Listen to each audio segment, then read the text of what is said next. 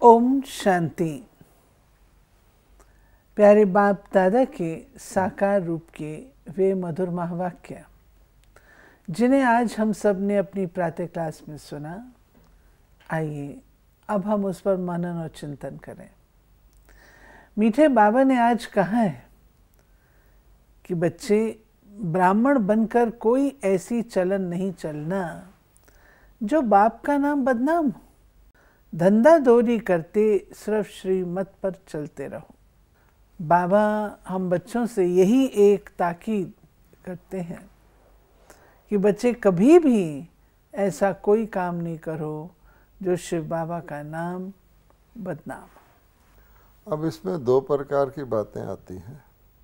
एक तो ये कि हम आसुरी संपदा, जिसको बाबा ने कहा है शूद्र संस्कारों वाले, दुनिया में तो शूद्र संस्कार वाला उसको कहते हैं जैसे कि कोई मीनियल काम करता है, सफाई सेवक है आदि। गवर्नमेंट ने उसको बैन कर दिया। बाबा कहता है हमने ऐसे व्यक्ति को कभी शूद्र कहा ही नहीं। ब्रह्मा कुमारी शूद्र उसको कहा जाता है जिसके अंदर काम, क्रोध, लोभ, मोह, अहंकार विकार हैं और उसका संग करने से हमारे अंदर भी विकार लग जाएंगे। इसलिए वो छूत छात जिसको कहते हैं कि man is known by the company he keeps, as the company so the man, उसको कहा। अब बाबा कहते इसी दुनिया में रहते हुए जहाँ शूद्र संस्कार वाले लोग निवास करते हैं, कलयुग में कलयुगी लोग हैं, घोर कलयुगी, उसमें मैं तुमको सेपरेट करके एक संगम युग बनाता हूँ, संधि काल, जिसमें कि तुम उसी में रहकर जैसे जंगल में नर्सरी तैयार की जाती है, तुम सतयुग में जाने लायक देवता बनते हो।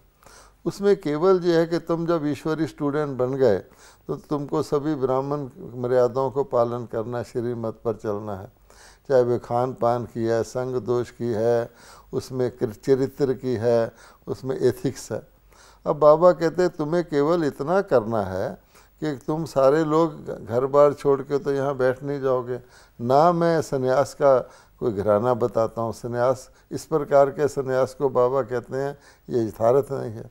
तुम्हें घर बार में रहकर अपनी ड्यूटीज़ करते हुए, अपने परिवार की पालना करते हुए, शरीर निर्वाह करते हुए ये ज्ञान धारण करना है। अब उसमें भी शरीर निर्वाह दुनिया वाले भी करते हैं। पहले वक्त में कोई रिश्वत ऑफ़र भी करता था तो कहते थे नहीं मेरा परिवार है, मुझे ऐसी पाप की कमाई नहीं चाहिए।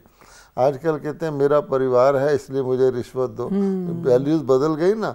एक तो बाबा के तो उसमें कोई ऐसा काम ना करो जिससे भगवान के बच्चे होकर कोई उल्टा काम करेंगे, भ्रष्टाचार करेंगे तो नाम बदनाम होगा। दूसरे बाबा कहते हैं ब्राह्मण मर्यादाएं भी हैं, जैसे बुरी दृष्टि है जिसको बाबा कहता है क्रिमिनलाइज है, तुम बन रहे हो सिविलाइज देवता, या खान पान का परहेज है, लोगों के साथ व्यवहार है। हमेशा बाबा ईमानदार ईमानदार कहता है। ईमानदार का मतलब तो जो अपने ईमान को पे कायम रहे, जो अपनी मर्यादा पर चले, धरत पड़िए पर धर्म ना छोड़िए। धर्म और ईमान एक ही बात है। तो अगर हमने अपने प्रिंसिपल्स को छोड़ दिया तो हम ईमानदार नहीं रहे ना, तो फिर हम बेईमान हो गए, यानी ईमान से परे हट गए। तो बाबा ने ये बताया कि ऐसा कुछ भी ना हो जिससे तुम्हारी बोल में भी क्रोध ना हो, नहीं तो लोग कहेंगे भगवान के बच्चे क्रोध करते हैं। ईर्ष्या ना हो, दुश्मनी ना हो, जिद ना हो, ये सारी बातें इसमें आती हैं। बाबा ने कहा है कि एक ही चीज़, श्रीमत पर चलो, बस। बाबा ने जैसे सेट कर दिया ये तुम्हारा रास्ता है, इस पर चलते रहो। और फिर बाबा ने आज हम बच्चों को सावधान किया है, ये पढ़ाई है, हाँ, और हम सब गॉडली स्टूडेंट्स हैं। गॉडली स्टूडेंट्स के मुख से कदापि ये नहीं निकलना चाहिए कि हमें पढ़ाई का टाइम नहीं मिलता। सवेरे सवेरे उठकर बाबा कहते हैं बाबा को याद करो, उसमें क्या तकलीफ है? ये तो बहाना है, क्योंकि दुनिया वाले कह सकते हैं, दुनिया वाले तो और बात में फंसे हुए हैं, वो कहेंगे मुझे मरने की भी फुर्सत नहीं है। पर भगवान कहता है गॉडली स्टूडेंट को तो हर वक्त पढ़ाई पढ़ाई है। हमारी पढ़ाई है क्या मेन, कि अपने को आत्मा समझ के परमात्मा को याद करो। तो बाबा कहता है जब भी फुर्सत मिले, कम से कम सुबह उठकर एक घड़ी, आधी घड़ी, जितना भी कर सकते हो, दिन का स्टार्ट ही करो। मैं आत्मा हूँ, बाबा की संतान हूँ, बाबा गुड मॉर्निंग, बाबा आपका शुक्रिया, बाबा मेरा मन आपके साथ सारा दिन लगा रहे। कर्म योगी हैं, करते हुए कर्म करो। इसलिए ये शब्द निकालना, कोई कह दे ईश्वरी पढ़ाई के लिए फुर्सत नहीं। स्कूल्स में भी अटेंडेंस रजिस्टर होता है, जिसके 66% से कम अटेंडेंस हो उसको एग्ज़ाम में नहीं बैठने देते, वो तो लौकिक स्कूल है, अगले साल फिर इम्तिहान हो जाता है। यहाँ भगवान के वहाँ हाजिरी लगवाना है कितना इम्पोर्टेंट है। तो बाबा कहते हैं ये शब्द निकलने का अर्थ है ईश्वरी ज्ञान रत्नों की वैल्यू नहीं है, परमात्मा से हड्डी प्रेम नहीं है। तो जब मेरा बाबा कहेंगे तो वो रस भी नहीं आएगा। इसको ही बाबा ने कहा है आगे कि मनुष्यों का प्लान और शिव बाबा का प्लान दोनों में अंतर है। मनुष्यों का प्लान है सब मिलकर के एक हो जाए, और बाबा का प्लान है कि सचखंड की स्थापना करें। और बाबा कहते हैं नर चाहत कुछ और एक ही और एक भाई। बहुत सारी दुनिया के लोग यही भावना रखते हैं कि ब्रह्मा कुमारी तो कहती है विनाश हो जाएगा, थोड़ी सी आत्माएं बचेंगी, सतयुग में थोड़ी आत्माएं होंगी। ये तो विनाश की बात करते हैं। और चाहिए क्या कि सारी दुनिया के मनुष्य एक हो जाएं, एकता बनी रहे, दुनिया चलती रहे। अब बाबा कहता है आगे जाके मुरली में बाबा ने कहा है कि दुनिया के अंदर अच्छे मनुष्य भी हैं, खराब मनुष्य भी, ये तो सब मानेंगे ना। अब अच्छे मनुष्य खराब मनुष्य एक हो ही कैसे सकते हैं? वो तभी हो सकते हैं अगर अच्छे भी खराब हो जाएं, क्योंकि दुनिया में लॉ है कि अगर खराब चीज़ को अच्छी से मिलाओगे तो क्या होगा, खराब कभी अच्छी नहीं बनेगी, अच्छी खराब हो जाएगी। तो अगर इसको भी सोचा जाए आज की दुनिया में किस तरह के मनुष्य हैं, वो कई धर्म भी अजीब तरह के हैं, उनमें अजीब तरह की प्रथाएं हैं। तो भगवान कहता है एक करने से क्या होगा कि हमेशा सफ़ेद कपड़े वाला मैले एरिया में जाएगा तो उसके कपड़े मैले होने हैं, काले के तो कुछ असर ही नहीं। तुलसी काली कामली चढ़े ना दूजो रंग, ये संभव ही नहीं है। तब बाबा कहता है कि मैं जो कहता हूँ कि नई दुनिया की स्थापना, वो जो अच्छे बनना चाहते हैं, जो ड्राई क्लीन के पास आना चाहते हैं, बाबा कहता है ना मैं धोबी भी हूँ, सुनार भी हूँ, तुम्हारा कट निकालता हूँ, उनको मेरा प्लान ये है। भगवान कहता है अब देख लो कौन सा प्लान सफल होगा। फिर बाबा ने आज जो गीत बजवाया है मुरली का, हाँ, वो है आज के इस इंसान को ये क्या हो गया, कहाँ पुराना प्यार इसका खो गया। हाँ। सुनेंगे थोड़ा। देख तेरे संसार की हालत क्या हो गई भगवान, कितना बदल गया इंसान, कितना बदल गया इंसान। सूरज न बदला, चांद न बदला, ना बदला रे आसमान, कितना बदल गया इंसान, कितना बदल गया इंसान। आया समय बड़ा बेढंगा, आज आदमी बना लफंगा, कहीं पे झगड़ा कहीं पे दंगा, नाच रहा नर होकर नंगा। छल और कपट के हाथों अपना बेच रहा ईमान, कितना बदल गया इंसान, कितना बदल गया इंसान। इस गीत से लेते हुए बाबा ने आज हम बच्चों को शांति धाम का परिचय दिया। बाबा ओम शांति कह रहे हैं और कहते तुम शांत स्वरूप हो, बाप भी शांति का सागर है। और इस बात को कोई नहीं जानता कि आत्मा अलग है, परमात्मा अलग है। लोगों ने तो आत्मा को ही परमात्मा समझ लिया। हमारे देश में आजकल दो प्रकार के गीत प्रचलित हैं। एक तो ये जो आज की स्थिति को बताता है, और एक दूसरा है कि जहाँ डाल डाल पे सोने की चिड़ियाँ करती हैं बसेरा, वो भारत देश है मेरा। वो सतयुग के आदि का वर्णन करता है, हमारे देवी देवताओं की दुनिया का, और ये आज की दुनिया का वर्णन करता है। अब बाबा कहते हैं कि जब मैंने सुखधाम स्थापित किया, सतयुग स्थापित किया, उससे धीरे धीरे धीरे धीरे काल चक्कर के अनुसार, चतुर्युगी चक्कर के अनुसार अब दुखधाम आ गया। अब आगे क्या है? तो बाबा कहते हैं अब सभी शांति चाहते हैं। आप देखेंगे सारी दुनिया के मनुष्यों से पूछो आपको क्या चाहिए, तो सभी कहेंगे सच्ची शांति चाहिए। तो बाबा कहते हैं सच्ची शांति इस दुनिया में तो हो ही नहीं सकती, जबकि ऐसी दुख की दुनिया है। इसलिए मैं अब तुम्हें शांति धाम में ले जाने आया हूँ। परमात्मा ही शांति धाम के निवासी हैं, जिसको मुक्ति धाम भी कहते हैं, परम धाम भी कहते हैं, जहाँ आत्माएं निवास करती हैं, जहाँ से इस दुनिया में आई थी। तब बाबा कहते हैं कि ओम शांति जब मैं शब्द आपको बताता हूँ कि तुम आत्मा हो ही शांत स्वरूप, देह में आकर के तुम देह में आओगे तो अशांति की बात होगी, देह से न्यारे हो जाओ तो मैं तुमको देह से न्यारे करके परम धाम में ले जाता हूँ, शांति की दुनिया में। लेकिन आज के मनुष्यों को ये भी नहीं पता शांति की दुनिया कौन सी है, क्योंकि वो आत्मा को और परमात्मा को एक कर देते हैं। दोनों अलग अलग हैं, शांति धाम के रहने वाले हैं, आत्माएं आपस में भी अलग अलग हैं। तो इसलिए बाबा कहते हैं वो धाम जहाँ है उसको ब्रह्म लोक भी कहते हैं, क्योंकि प्रकाश तत्व है वहाँ। जैसे ये 5 तत्वों की आकाश के नीचे दुनिया है, इससे वो पार है, पार ब्रह्म कहते हैं। उन्होंने उसको भी मिक्स कर दिया, वो ब्रह्म को भी भगवान कह देते हैं, परमात्मा को भी भगवान कह देते हैं, आत्मा को भी। तब बाबा ने बताया कि मैं आके तुम्हें ये भेद बताता हूँ। बाबा कहते मुझे आना ही पड़ता है, और जब मैं आता हूँ तो मुझे शरीर चाहिए, और वो शरीर मैं लोन पर लेता हूँ, और उनके द्वारा प्रजापिता ब्रह्मा के द्वारा ब्रह्मा कुमार कुमारियों को रचता हूँ। अब देखिए कि भगवत गीता एक ऐसा ग्रंथ है जिसमें परमात्मा के अवतरण की बात यादगार के रूप में निहित है। उसमें साफ साफ कहा हुआ है, भगवत गीता परमात्मा ने आके ज्ञान दिया, और श्रीमत अर्थात श्रीमत सबसे श्रेष्ठ मत भगवान ने दी। उसमें स्थान स्थान पर लिखा हुआ है, परमात्मा कहते हैं मैं मनुष्यों की तरह जन्म नहीं लेता, देवताओं की जरा शरीर से जन्म नहीं लेता, मेरा जन्म दिव्य और अलौकिक है, मुझे शरीर ज़रूर लेना पड़ता है भगवानुवाच करने के लिए, लेकिन मैं अवतार लेता हूँ, अर्थात किसी अन्य आत्मा के शरीर रूपी रथ में प्रवेश करता हूँ। साफ साफ लिखा हुआ। अब मुझ साधारण तन में आए हुए भगवान को मनुष्य पहचानते भी नहीं है, क्योंकि कलयुग में आना होता है तो कलयुग में साधारण तन ही मिलेगा। अब बाबा कहते हैं उसका नाम मैं ब्रह्मा रखता हूँ, और तुमको ब्रह्मा कुमार कुमारियाँ कहता हूँ।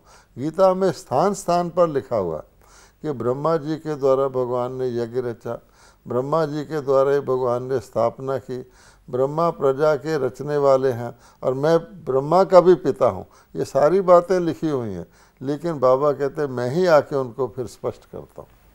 आज की मुरली में एक बात थोड़ा भाई बहनों को लगी होगी, वो ये है जो मैं पढ़ती हूँ, ये शिव ज्ञान यज्ञ कहो व रुद्र ज्ञान यज्ञ कहो, सोमनाथ मंदिर भी उनका ही है, एक के बहुत ही नाम हैं, इनको यज्ञ कहा जाता है, पाठशाला नहीं कहा जाता। बाप ने रुद्र ज्ञान यज्ञ रचा है, यज्ञ को पाठशाला नहीं कहेंगे। ब्राह्मणों द्वारा यज्ञ रचा जाता है। अब वास्तव में तो हम लोग यही कहते रहे कि हमारा स्कूल है, पाठशाला है। बाबा ने किस भाव से कहा? ऐसा है कि इस मुरली में आगे जाके बाबा ने ये भी कहा है कि ये यज्ञ भी है और पाठशाला भी है, लेकिन आज ये यज्ञ के ऊपर बाबा ने स्ट्रेस दिया है, क्योंकि शास्त्रों में भी लिखा हुआ है कि सृष्टि की आदि में ब्रह्मा जी ने ब्राह्मणों सहित यज्ञ रचा, और रुद्र गीता ज्ञान यज्ञ प्रसिद्ध है, रुद्र यज्ञ को सर्वश्रेष्ठ यज्ञ माना जाता है। अब ये पाठशाला भी और यज्ञ भी है। बाबा ने बताया है दुनिया की पाठशालाओं में केवल पढ़ाई कराई जाती है, मान लो किसी भी विषय पर पढ़ाई कराई जाती है, इसमें जीवन बनाई जाती है। पढ़ाई कराने के साथ साथ जीवन बनाई जाती है, और उसके लिए बाबा कहते हैं कि प्रैक्टिकली तुम्हारे पिछले विकर्मों को विनाश करना आवश्यक है, क्योंकि संस्कार परिवर्तन का ये पाठशाला है। तो पिछले विकर्मों का विनाश योग अग्नि से ही होता है। बाबा ने कहा प्रसिद्ध है कि विनाश ज्वाला रुद्र यज्ञ से ही निकली थी, अर्थात विनाश किस चीज़ का? बुराई का, पुरानी चीज़ का। जैसे सोने के अंदर मिलावट हो जाती है तो उसको मेल्ट करके उसकी अलॉय निकाली जाती है, कपड़े के अंदर मैल आ जाता है तो उसको धुलाई करके मैल निकाला जाता है। तो बाबा कहते हैं कि नहीं, ये धोबी घाट भी है, ये हॉस्पिटल भी है जिसमें कि बुराई को निकाला जाता है, ये मैं सुनार भी हूँ। तो इसलिए बाबा ने उसका विरहद रूप बताया है कि इसको सिर्फ पाठशाला, ये नहीं कहा पाठशाला नहीं कहेंगे, इसको सिर्फ पाठशाला नहीं कहेंगे, ये यज्ञ भी है। बाबा की मुरली में आज ज्ञान ज्ञानेश्वरी जगदम्बा और सत्युग की देवी लक्ष्मी दोनों का अंतर भी है। श्री लक्ष्मी को धन की देवी तो कहेंगे, लेकिन श्री लक्ष्मी को ज्ञान ज्ञानेश्वरी नहीं कहेंगे। अब बाबा ने कहा है इसमें कि लक्ष्मी का आह्वान हर वर्ष करते हैं, वर्ष पूरा होता है फिर करते हैं, क्योंकि दीपावली आती है। एक है ज्ञान ज्ञानेश्वरी, एक है राज राजेश्वरी। हमेशा पढ़ाई के बाद ही पद मिलता है। तो बाबा कहते हैं पहले मैं तुमको ज्ञान ज्ञानेश्वरी बनाता हूँ, वही फिर अगले जन्म में देवी रूप में राज राजेश्वरी बनती है। लेकिन उसके वो सिर्फ धन की देवी बाद में मानी जाती है, लोग धन के लिए उनको आवाहन करते हैं। ये जो ज्ञान ज्ञानेश्वरी है, इसको जगदम्बा कहते हैं। अम्बा से तो हर चीज़ मांगते हैं, क्योंकि सर्व मनोकामनाएं, क्योंकि ज्ञान में, ज्ञान से हमें केवल धन प्राप्त नहीं होता, ज्ञान से हमें पैसे का धन, गुणों का धन, शक्तियों का धन और साथ साथ जो है विद्या का धन, ये सब प्राप्त होता है। तो इसलिए ज्ञान में सरस्वती, लक्ष्मी और दुर्गा तीनों सम्मिलित हैं। तब बाबा ने कहा है कि दोनों का फर्क देखना है। संगम युग पर तुमको मैं ज्ञान देता हूँ और सतयुग में जाके तुमको मैं राजगद्दी देता हूँ। राजगद्दी मिलते तो ज्ञान खत्म हो जाता है। लक्ष्मी को कभी ज्ञान ज्ञानेश्वरी नहीं कहा था। बाबा ने कहा है ये है झूठी दुनिया, सब झूठी झूठ है। असल में पहले झूठे जवाहरात थे नहीं, अभी तो झूठे कितने हो गए, सच्चे रखने नहीं देते। इसमें खास बात बहुत इम्पोर्टेंट है कि झूठ बाद में ऐड होता है। बाबा ने बताया शुरू में ज्वेलरी प्योर ही होती थी, झूठी का नाम निशान नहीं था। इसे ही दुनिया के अंदर भी आप देखेंगे, पहले जब घी चला था तो प्योर घी होता था, वेजिटेबल घी का नाम निशान नहीं था। तो 3 स्टेजेस होती हैं, पहले प्योर, फिर एडल्ट्रेशन, फिर झूठा। यानी आप देखेंगे सोना प्योर, पहले तो प्योर सोने के जेवर मिलते थे। हम जब बचपन में हरिद्वार गए थे तो वहाँ देसी घी की सब चीज़ें मिलती थी, आज नहीं मिलती। तो भगवान कहता है कि प्योर, फिर थोड़ा सा इम्प्योर, फिर लोग सोचते हैं इम्प्योर क्यों, टोटल इमिटेशन ही कर दो। आज आप देखेंगे हर चीज़ में एसेंस होता है, इसमें केले का स्वाद है, इसमें ऑरेंज का स्वाद है नकली। तो इसलिए बाबा कहते हैं झूठी दुनिया सिद्ध करती है कि कभी सच्ची थी, और इसका ज्ञान से बहुत गहरा ताल्लुक है। कई लोग ये समझते हैं कि दुख सुख आदिकाल से चला आ रहा है, इससे पता लगता है नहीं, जब सुख था तो दुख का नाम निशान नहीं था, बीच में सुख और दुख मिक्स थे। आज इतना दुख हो गया है कि सुख परछाई की तरह हो गया। इसी पॉइंट के साथ बाबा ने कहा है मैं आकर के यज्ञ पाठशाला भी बनाता हूँ, यज्ञ भी बनाता हूँ, और ये तुम्हारा घर भी है। हाँ, घर भी है, क्योंकि ब्राह्मण परिवार है। हाँ जी, कुल है। फिर बाबा ने आज सर्वव्यापी की पॉइंट को भी लिया है। बाबा कहते हैं परमात्मा सर्वव्यापी नहीं हो सकता, पिता सर्वव्यापी नहीं हो सकता। हाँ, अगर पिता सर्वव्यापी हो तो वो तो फादरहुड हो जाए। दुनिया में ब्रदरहुड है, रचता और रचना अलग होते हैं। अगर कहें रचता ही सब जगह तो रचना कहाँ गई? नाम ही उसका रचता नहीं पढ़ सकता। हम इतने रोगी क्यों बने? आज वो भी रहस्य बाबा ने बताया कि द्वापर युग से तुम विकारों के कारण महान रोगी बन जाते हो। अब इन विकारों को जीतो, काम विकार में मत जाओ, शरीर अपवित्र पतित, अब पावन बनो। सतयुग त्रेता में ये विकार नहीं होते, इसीलिए उसको स्वर्ग कहा जाता है, इसको नरक कहा जाता है। अब बाबा ने बहुत अच्छा फार्मूला बताया है कि हर व्यक्ति हेल्दी बनना चाहता है, लेकिन क्या हो रहा है कि दुनिया में हॉस्पिटल बढ़ रहे हैं, सुपर स्पेशलिटी हॉस्पिटल बढ़ रहे हैं, शरीर के एक एक अंग के अनेक अनेक प्रकार के तरीके की दवाइयाँ निकल रही हैं। आज केमिस्ट शॉप में जाओ, इतनी दवाइयाँ हैं, इतनी हैं कि जैसे मनुष्य के शरीर में इतनी इंद्रियां भी नहीं होंगी। एक आँख के लिए ही 50 तरह की दवाइयाँ निकल रही हैं। तो बाबा कहते हैं हेल्दी बनने की निशानी थोड़ी है। हैं, क्या जितने जानवर हैं वो ऐनक लगा के घूमते हैं या कॉन्टैक्ट लेंस लगवाते हैं। इससे पहले युगों के मनुष्य भी जो थे बिना चश्मे के चलते थे।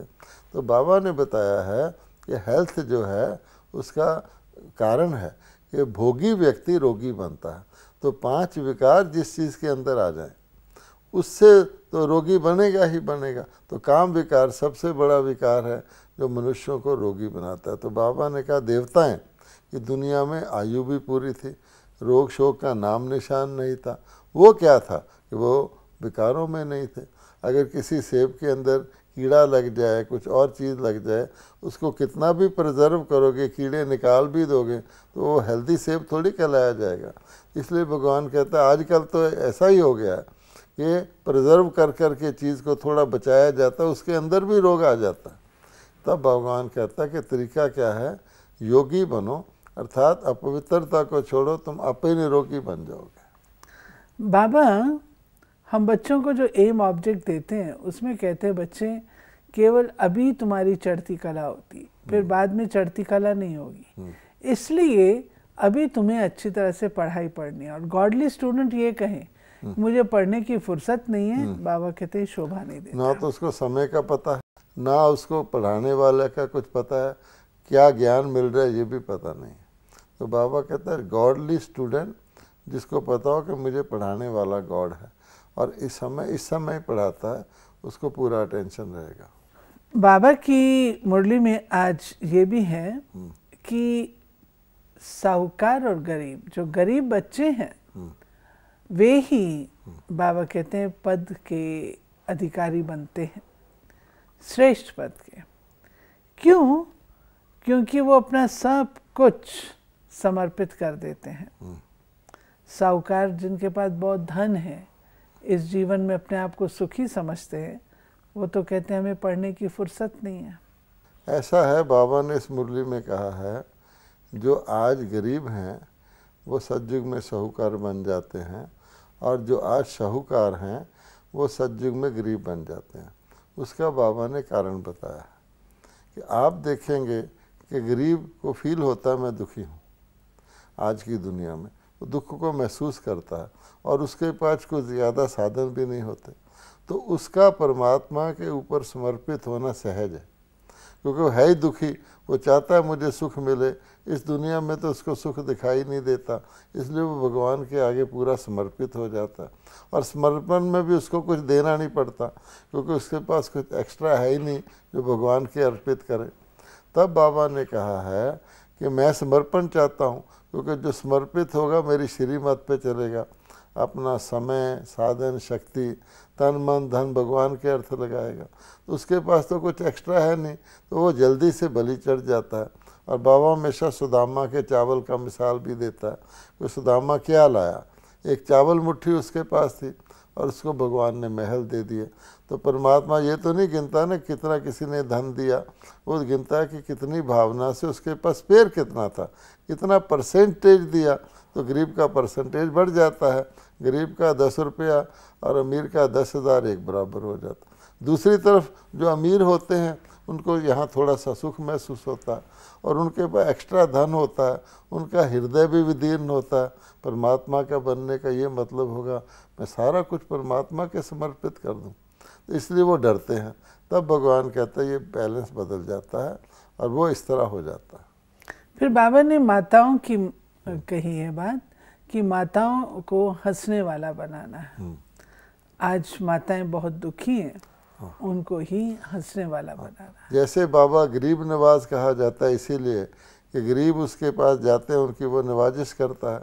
इसी प्रकार से बाबा कहते हैं आज की दुनिया में सबसे ज़्यादा दुखी माता हैं, उनको रोना पड़ता है, क्योंकि उनको इस प्रकार से समाज की व्यवस्था है जिसके अंदर वो बेचारी मजबूर होती हैं। तो बाबा कहता है रोने वाले को हंसने वाला बनाना, जैसे दुखी को सुखी बनाना भगवान का कर्तव्य है। तो तुम्हारा भी फर्ज है कि माताओं का सम्मान करो, माताओं को रिगार्ड दो, माताओं को आगे रखो, क्योंकि नर नारी वैसे तो समान हैं, विष्णु के 4 भुजाओं में 2 हैं। तो बीके इसीलिए करते हैं। बाबा ने तो इंस्टीट्यूशन का नाम भी ब्रह्मा कुमारी जी रखा है। कई लोग ये समझते इसमें बहनें माताएं आती हैं, क्योंकि माताएं मेजॉरिटी दुखी हैं, उनका ध्यान भी, जैसे गरीबों का ध्यान भगवान की तरफ ज़्यादा जाता है, माताओं का ज़्यादा जाता है। आप किसी सत्संग में देखेंगे हमेशा माताएं ज़्यादा होंगी। वरदान है हाँ। हर आत्मा के प्रति प्यार की दृष्टि, प्यार की भावना रखने वाले बाप समान भाव। कैसी भी आत्माएं हों, लेकिन अपनी दृष्टि, अपनी भावना प्यार की हो, इसको कहा जाता है सर्व के प्यारे। स्लोगन है, विशेष आत्मा वह है जो विशेषताओं को ही देखे और उनका ही वर्णन करे। ये थी बाबा की आज की मुरली, और जो स्लोगन है आज का, ये हमारे बहुत काम का है। विशेष आत्मा बनना है तो सबकी विशेषताओं को देखना है। आज हम अपने घर में जो सदस्य हैं, हम उनकी विशेषताओं को विशेष रूप से देखें तो हमारा स्नेह उनके प्रति और भी बढ़ेगा। ओम शांति।